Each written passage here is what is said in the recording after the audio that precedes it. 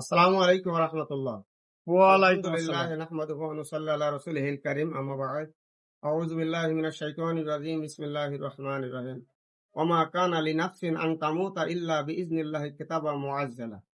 ইরশাদ হচ্ছে আল্লাহ রাব্বুল আলামিনের অনুমতি ছাড়া পৃথিবীর বুকে কারোর মৃত্যু হয় না। যেহেতু প্রত্যেকের মৃত্যুর একটা সিদ্ধান্ত আল্লাহ করে রেখেছেন, সেই সিদ্ধান্তে আমরা যখন পৌঁছে যাব পৃথিবীর সকলকে দুনিয়া ছেড়ে চলে যেতে হবে। জন্ম যখন গ্রহণ করেছি পৃথিবীর জমিনে মারা যেতেই হবে, এর বিকল্প কোনো পথ নাই।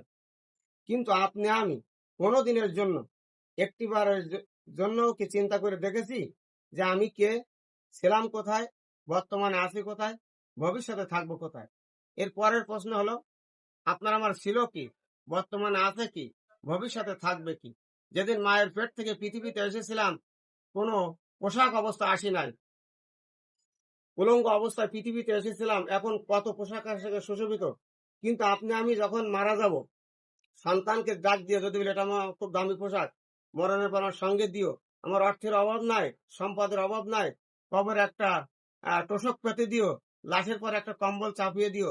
তাই ছিলাম, কি নিয়ে যাব, এখানে কেন এলাম?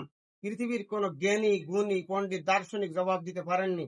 এই প্রশ্নের জবাব তিনিই দিয়েছেন, যে আল্লাহ রাব্বুল আলামিন আপনাকে আমাকে সৃষ্টি করে দুনিয়ায় পাঠিয়েছেন। তিনি বলেছেন, আল্লাযী খলাকাল মাউতা ওয়াল হায়াতা লিয়াবলুয়াকুম আইয়ুকুম আহসানু আমালা।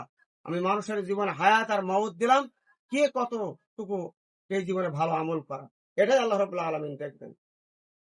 আল্লাহ রাব্বুল আলামিন বলছেন, বাল তুসিরুনাল হায়াতাদ দুনিয়া ওয়াল আখিরাতু খায়রু ওয়া আবকা। ও দুনিয়ার মানুষ, তোমরা দুনিয়ার জীবনকে বেশি বেশি প্রাধান্য দিয়ে থাকো, অত দুনিয়া হচ্ছে আখিরাতের তুলনায় খুবই তুচ্ছ নগণ্য।